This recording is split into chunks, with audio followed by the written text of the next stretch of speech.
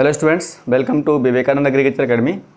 आज की video lecture में लोग बात करेंगे यूपी कैट एंट्रेंस एग्जाम 2020 के बारे में, जो हाल ही हो चुका है 18 अगस्त में। इसके बारे में बात करेंगे। इसका जो रिजल्ट है वो रिजल्ट आ जाएगा 31 अगस्त में। 31 अगस्त में इसका रिजल्ट आ जाएगा। ठीक, तो ये मान लीजिएगा। अब हम यहाँ पर बात ये करेंगे, कुछ बच्चों की ये कमेंट था कि सर इसका रिजल्ट कब आएगा। फ्री सीट कोटा और पेड सीट का कोटा क्या मतलब होता है, और हॉस्टल फीस, मेस फीस, कई सारी बातें थी। इस विषय पर हम लोग बात कर लेते हैं। ठीक, देखिए, सबसे पहले हम लोग सब लोग ये इन्फॉर्मेशन किए दे रहा हूँ कि एग्ज़ाम आपके सब होंगे। जब नीट एग्ज़ाम डेट आ गया है और जेईई एग्ज़ाम डेट आ गया तो आपका एग्ज़ाम ICR भी होगा और BHU एग्ज़ाम भी होगा। चूँकि अभी भी BHU की डेट क्लियर हो चुकी है कि 11 सितंबर में BHU BSc एग्रीकल्चर का एंट्रेंस एग्ज़ाम होगा। उसके बावजूद भी आज भी कुछ बच्चे ऐसे कमेंट करते हैं या फिर बात करते हैं कि सर BHU क्या पोस्टपोन्ड होगा, क्या ICR होगा, कैंसिल होगा। ये सारी चीज़ें बहुत ही नेगेटिव चीज़ें हैं। आप इन चीज़ों को निकाल दिए दिमाग से, और इसकी वजह आपको मैं बता रहा हूँ, जीता जाता है एग्जाम्पल हमारा यूपी कैट एग्ज़ाम के बारे में। ऐसे में उन स्टूडेंट्स का पेपर बहुत ही अच्छा हुआ है जिन लोगों ने इस एग्ज़ाम ये समझा कि एग्ज़ाम होगा और अपनी स्टडी में रेगुलरिटी रखी, पॉजिटिव रहे, रेगुलर लगे रहे, टेस्ट भी दिए। ठीक है, उन लोगों का एग्ज़ाम बहुत ही अच्छा हुआ है। PCM PCB का बच्चा लगभग 150 क्वेश्चन तक वो बच्चा क्रॉस किया है, क्वेश्चन जो रेगुलरिटी रहे हैं और जो सामान्य बच्चा रहा है। ठीक, हम लोग बात करें थोड़ा सा पेपर के बारे में।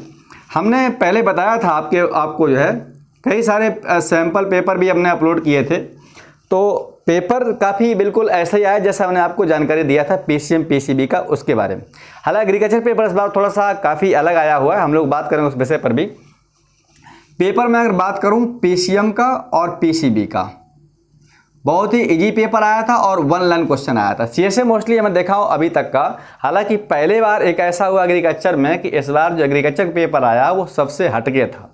उसमें केमिस्ट्री, बॉटनी और फिजिक्स बहुत टफ थी। सिंपल क्या था, केवल एग्रीकल्चर सिंपल थी। जीके तो सबके लिए कॉमन होती है। ठीक है, मैंने जीके में बोला भी था कि जीके में आपको कुछ अलग से पढ़ना नहीं है।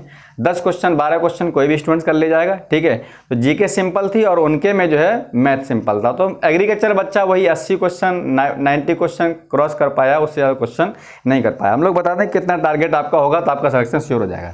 तो बात करते हैं हम लोग मैथ और बायो ग्रुप वाले बच्चों की। मैथ ग्रुप में जो बिल्कुल ही कॉमन बच्चा है वो 150 प्लस क्वेश्चन किया है। मुझे लग रहा है कुछ ऐसे बच्चे हैं जो ऑफलाइन जब टेस्ट देते थे तो ये क्वेश्चन बच्चे यहाँ तक क्रॉस कर ले जाते थे। 200 क्वेश्चन यूपी कैट जब कराते हैं हम लोग ऑफलाइन में, तो ये सामान्य बच्चे हैं। लेकिन इनका ये खास बात ये रहा है कि ये लोग रेगुलरिटी रखे, बराबर जो है टच में रहे कि सर एग्ज़ाम होगा, हमने कि बिल्कुल क्लियर होगा, एग्ज़ाम 18 अगस्त में ही होना है। तो जो लोग अभी भी सो रहे हैं या ये समझते हैं एग्ज़ाम नहीं होगा, वो लोग जग जाएं, अपनी स्टडी कंटिन्यू कर दें अगर सिलेक्शन कहीं चाहते हैं तो। ये वीडियो उनके लिए इंपॉर्टेंट है। जो स्टूडेंट्स यूपी के हैं उनका पेपर खराब हुआ है यूपी कैट का और वो जानते हैं मेरा सिलेक्शन नहीं हो पाएगा, तो उनके लिए बेहतर चांस है एक BHU का और एक ICR का। आप रेगुलरिटी रखें। BHU में भी आपका 20-25 दिन का टाइम है। ठीक है, 11 अगस्त में पेपर होना है, 11 सितंबर में पेपर होना है, तभी आपका 20 तारीख हुई है। तो आराम से आपके जो है 22-23 दिन है, आप आराम से स्टडी कर ले सकते हैं, अच्छे से रिवीजन कर सकते हैं, अच्छी रैंक के साथ BHU में रिवीजन पा सकते हैं। यहाँ तो फीस भी ज़्यादा होती है। BHU में तो मिनिमम सब बहुत ही कम फीस होती है। आप अगर गरीब घर से बिलोंग करते हैं, ठीक है, मेहनत कर ले जाते हैं, तो आप यहाँ से एग्ज़ाम, ये कोई बहुत बड़ा इतना एग्जाम नहीं है यूपी कैट, यहाँ तो फीस इतनी ज़्यादा होती है, आम आदमी गरीब आदमी दे भी नहीं सकता है। ठीक, तो मैं आपको सजेस्ट करता हूँ आप जितना हो सके इस 20-22 दिन में इतनी मेहनत करिए कि आपका सिलेक्शन BHU ICR में कोई एग्जाम में क्वालिफाई एक एग्ज़ाम आपका हो जाए। और मैं ये भी मानता हूँ अगर बच्चे ने स्टडी अच्छे से किया है तो उसका किसी न किसी एक एग्जाम में क्वालिफाई 100% होता है। ऐसा मेरा 8-10 साल से एक्सपीरियंस है। ठीक, अगर बच्चे ने रेगुलरिटी रखी है तो कहीं ना कहीं उसका एडमिशन होता जरूर है। ठीक, अब ये एडमिशन यहाँ पर पेपर जिसका खराब हुआ है उसकी वजह क्या हुई, वो ये नेगेटिव रहा, पेपर नहीं होगा, पेपर पोस्टपोन्ड होगा। एग्जाम जब था तो 2 दिन पहले तक बच्चे पूछते रहे कि सर एग्जाम पोस्टपोन्ड हो जाएगा क्योंकि यहाँ पर कोरोना चल रहा है और ये सारी चीज़ें हैं। देखिए, जिसकी तैयारी है वो एग्ज़ाम देने जाएगा कुछ भी हो। ठीक, बीमारी का तो लोगों को बहाना होता है कि जिसकी तैयारी नहीं हुई तो बहाना हो जाएगा कि बीमारी थी इसलिए मैं गया नहीं। अगर आपको अब लोगों से आप बच के रहिए, सोशल डिस्टेंस का जो है फॉलो कीजिए, ठीक है, आप दूर रहिए, बात मत करिए, तो ऐसे थोड़ी कोरोना लग जाएगा। ठीक, तो ये कोई उसमें डरने की बात नहीं है। कई बार बहुत बड़ी एक अफवाह होती, बहुत बेकार अफवाह, वो आदमी करियर खराब कर देती है। तो हमें अफवाहों से बचें, ठीक है, जो चीज़ है उसको देखें। ठीक, तो हम लोग बात कर रहे थे पीसीएम के स्टूडेंट्स है, इतना क्वेश्चन किया है, और बायोलॉजी वाला क्वेश्चन जो है वो भी लगभग 150-40 क्वेश्चन। ये वो स्टूडेंट्स हैं जो रेगुलर रहे हैं, जिनको अच्छे से जानता हूँ, हाँ इनके वास्तव में इतने क्वेश्चन 100% करेक्ट होंगे। और आप माने या ना माने, जो टॉपर्स होगा यानी 1 to लेकर जिसकी 10 रैंक होगी, आप देखिएगा उसके क्वेश्चन 170 से लेकर के 180 क्वेश्चन तक करेक्ट होंगे। मतलब जिसकी फर्स्ट रैंक से लेकर 10 रैंक तक होगा वो इतने क्वेश्चन तक 100% करेक्ट होगा। अब आप ये चौंक जाएंगे कि कोई बच्चा 70 क्वेश्चन कर सकता है, बिल्कुल कर सकता है, 175 कर सकता है, करेक्ट कर सकता है, एक भी क्वेश्चन उसमें गलत नहीं हो सकता है। ठीक, करने वाले बच्चे ऐसा होता है जब भी टेस्ट देते हैं तो वो क्या करते हैं, 200 में ही चुन करके उन क्वेश्चन को अटेम्प्ट करते हैं जो उनको 100% क्लियर है।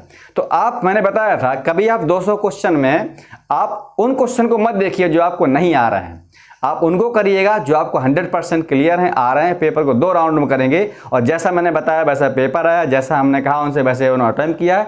तो मुझे भी हार्दिक खुशी है ऐसे बच्चों ने कि उन्होंने क्वेश्चन काफ़ी अच्छे प्राप्त किए हैं।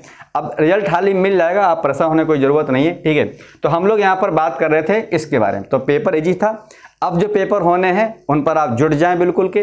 जिनका पेपर खराब हुआ है वो इसको बिल्कुल भूल जाएं कि इसका रिजल्ट कब आए, क्या होगा। उनको लग रहा है कि 100 से क्वेश्चन कम है, ठीक है, उनका सिलेक्शन बिल्कुल भी नहीं हो पाएगा। अगर कोई स्टूडेंट्स ऐसा है जिनका 100 क्वेश्चन भी सही नहीं है, मतलब 300 अगर नंबर से नंबर आपके कम आएंगे, उनका सिलेक्शन यहाँ पर किसी भी कीमत में नहीं हो पाएगा। 100 क्वेश्चन से कम सिलेक्शन यूपी कैडेट में किसी भी यूनिवर्सिटी में नहीं होगा। अगर हाँ, अगर बच्चा स्टूडेंट्स वो एससी कैटेगरी का है, एसटी कैटेगरी का है, या फिर विकलांग है, ठीक है, मतलब दिव्यांग है, सॉरी, या फिर जो है वो हैंडीकैप्ड क्या, या फिर जो चूँकि जी के उसमें जो जनरल कैटेगरी आते हैं, अब EWS का ही लोन बनवा रखा है। ठीक, तो वहाँ भी कंपटीशन हो गया, तो उस वजह पर हम लोग बात नहीं करने के। अगर SC ST या फिर फिजिकल हैंडीकैप्ड है स्टूडेंट्स, तो उसका सिलेक्शन 80-90 पर हो जाएगा। ठीक, लेकिन अगर स्टूडेंट्स OBC है, जनरल है, 100 क्वेश्चन, पहली बात जनरल वाले का 120 क्वेश्चन से कम पर सिलेक्शन नहीं होगा, ये बात आप मान लीजिएगा। OBC कैटेगरी सिलेक्शन है वो 100 से लेकर 120 क्वेश्चन तक जाएगा। ठीक, तो हमारे यहाँ पर बात हो गई है किसको लेकर के, पेपर मोड को लेकर के और छोटी छोटी घटनाओं को लेकर के। तो आप लोग जग जाएं, मैं आपसे रिक्वेस्ट करता हूं, नहीं तो आप ऐसे ही पछताएंगे जैसे भी यूपी कैट एग्जाम में पछताए थे। बहुत बच्चा हमसे 2 दिन पहले फ़ोन करता था कि सर यूपी कैट डेट होगा नहीं, पोस्टपोन्ड हो जाएगा, ये है वो है, कैसे एग्जाम करा रहे हैं ये लोग, इनको ये नहीं है वो नहीं है। कई बच्चे फलाने तरीके के कमेंट करते थे, और वो तो निगेटिव हो गया, उनका सिलेक्शन किसी कीमत में यहाँ नहीं कहीं भी नहीं हो पाएगा। ठीक, तो हम लोग बात करेंगे यहाँ पर जो है, अच्छा एक बड़ा सवाल है बायो वाले बच्चों का BBSC को लेकर के, मतलब वेटनरी साइंस को लेकर के। सर वेटनरी साइंस कितने तक मिल सकता है, मैं क्लियर कर दूं। अगर आप जनरल कैटेगरी के हैं तो जनरल स्टूडेंट्स, अगर आपको क्वेश्चन 145 प्लस क्वेश्चन करेक्ट है, मतलब इतने भी अगर क्वेश्चन आप करेक्ट हैं, ये क्वेश्चन है, तो आपको वेटनरी साइंस में कोई नहीं रोक पाएगा। ठीक, अब ऐसे स्टूडेंट्स हैं जो नीट की तैयारी करते थे और उनके क्वेश्चन 120 भी नहीं सही हो रहे हैं। मैं बता रहा हूँ, ये बच्चे इतने नेगेटिव होते हैं कि ये लोग अपने आप ये समझते हैं कि मुझे बायो बहुत अच्छी आती है, केमिस्ट्री बहुत अच्छी आती है, ऐसा समझते हैं पहले से। क्योंकि ये एक धब्बा रहता है उनके ऊपर ना कि मैं नीट की प्रिपरेशन कर रहा हूँ। ऐसे बच्चे इसलिए हैं चूँकि जब ये बच्चे मुझसे बात करते हैं, बताते हैं पहले सर मैं यहाँ पर कोटा में तैयारी करता था, और जब उनकी मैं परफॉर्मेंस देखता हूँ तो आधे नंबर उनके टेस्ट में नहीं आते हैं। तो ये चीज़ जब उतना नहीं कर पाते हैं, उसके बाद अगर 110-115 क्वेश्चन किए हुए तो आपको वेटनरी साइंस बिल्कुल भी नहीं मिलेगी। मौका ये है आप अभी BHU की प्रिपरेशन करें, ICET प्रिपरेशन करें, हो सकता है वहाँ पर आपको कोई भी अच्छा कोर्स मिल जाए। ठीक, ये एक बहुत बड़ा सबक है और ये एक पॉजिटिव सोच है आपके लिए।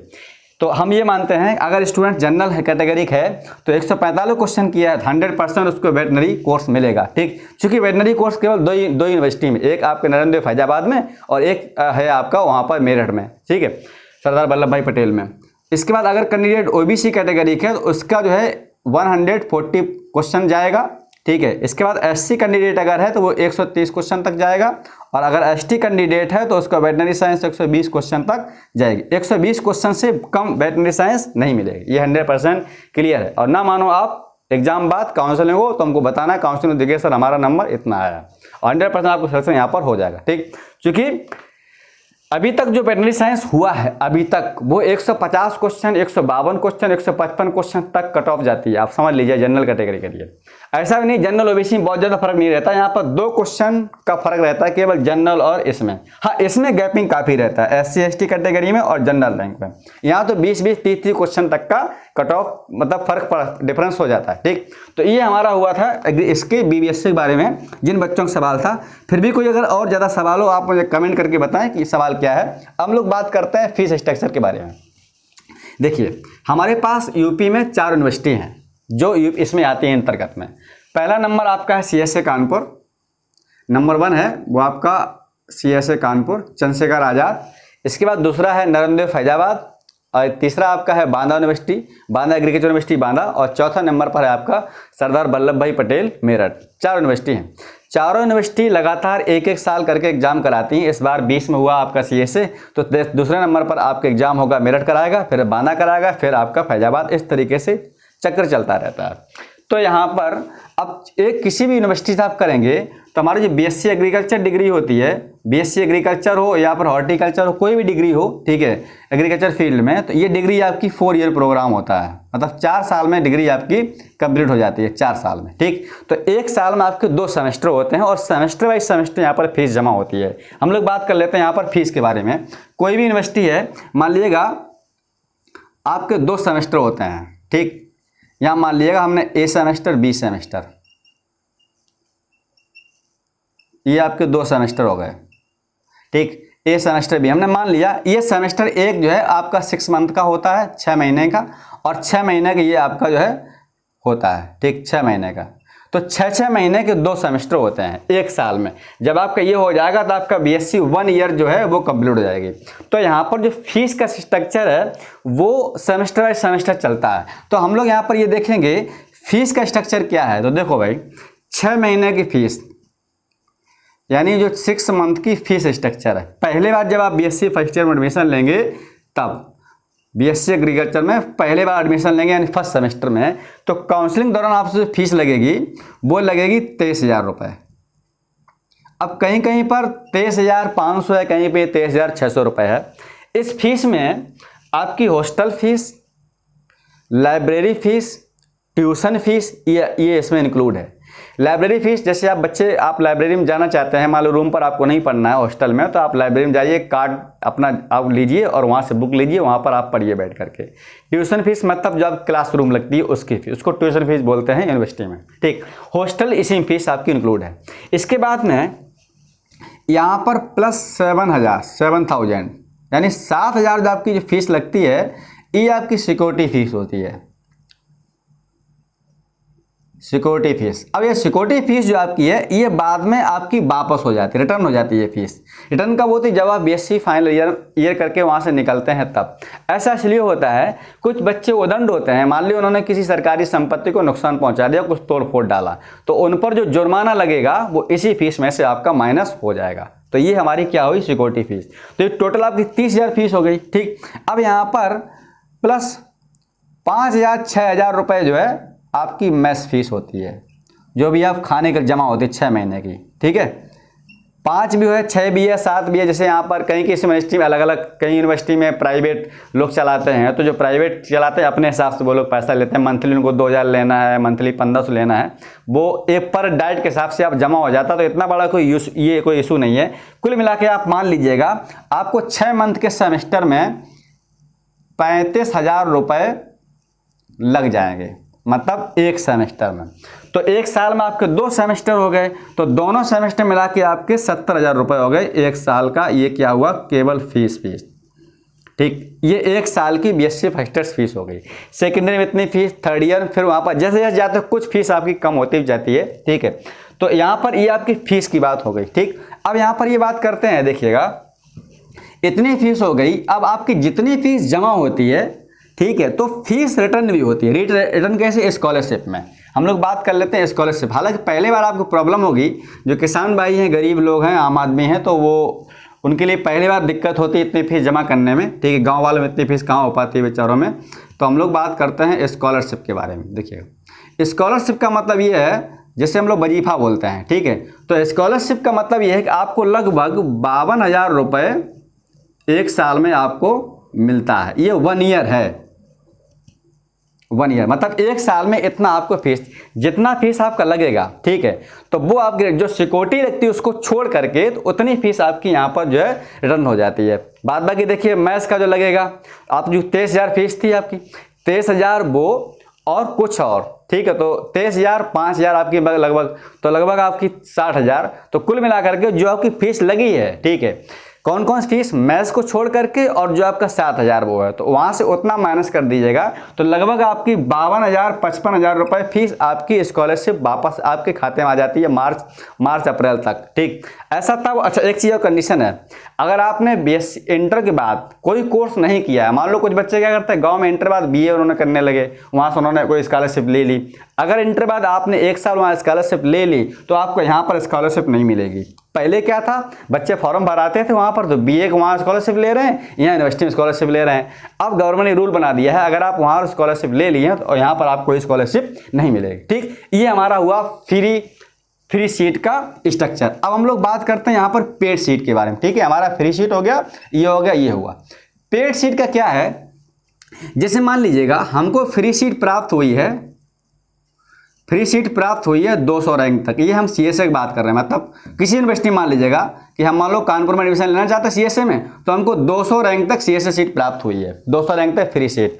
अब आपकी रैंक मान लो 300 है और आपको CSA लेना है, तो हो सकता है यहाँ पर वो लोग निकालते हैं कि काउंसलिंग में कि आपको फ्री सीट चाहिए, पेड सीट चाहिए, कौन सी यूनिवर्सिटी चाहिए। तो फर्स्ट काउंसलिंग में ही आपको पेड सीट के लिए रजिस्ट्रेशन करना पड़ेगा, हमें सर पेड सीट चाहिए। अब जब आप पेड सीट लेंगे तो हो सकता है वहाँ पर रैंक कुछ ज़्यादा हो जाती है। ऐसा होता है कई बार, मान लो हो सकता है 100 के अंतर्गत कुछ सीटें, अच्छा सीटें रिजर्व है, यहाँ पर फ्री सीट की सीटें अलग हैं और पेड सीट की सीटें अलग हैं। तो पेड सीट पर जितनी सीट वहाँ पर रिजर्व होगी, उसमें अगर आपने पहले बार फॉर्म भर दिया हमें पेड सीट चाहिए, तो आपको पेड सीट मिलेगी। कोई भी डिग्री में डिफरेंस नहीं होता है, जो स्कॉलरशिप उनको मिलेगी, स्कॉलरशिप आपको मिलेगी। फ़र्क यहाँ पर यह है, आपको 50,000 रुपये एक साल में एक्स्ट्रा देने पड़ेंगे। 50,000 मतलब वो आपके 70,000 वो हो गए, ठीक है। तो 70,000 के अलावा ये 50,000 आपको एक्स्ट्रा देने पड़ेंगे।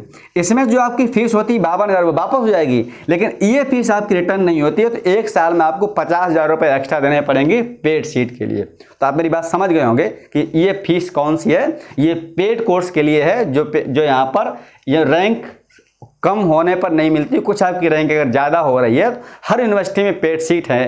कई बार ऐसा होता, कुछ बच्चे, पिछले महीने मेरे एक बच्चा पढ़ता, उसकी 2200 रैंक थी बायो ग्रुप में, उसका कहीं बेचारा नहीं हुआ, उसने जो है पेड सीट ले ली मेरठ में जाकर के। उसके बाद री-काउंसलिंग में देखा तो वहीं पर उसको फ्री सीट मिल गई। तो वो जो फीस उसने भरी थी पेड सीट वाली, वो आपकी कन्वर्ट होगी किसमें, एनुअल वाले बैच में, ठीक। तो ऐसा भी हो जाता है कि फीस आपकी जो है रिटर्न हो जाती है। मान लो आपको फ्री सीट नहीं मिली, आपने पेड ले ली, बाद में फ्री मिल गई, तो पेड सीट जो आपकी फीस है वो फ्री सीट वाले में कन्वर्ट हो जाती है, ठीक।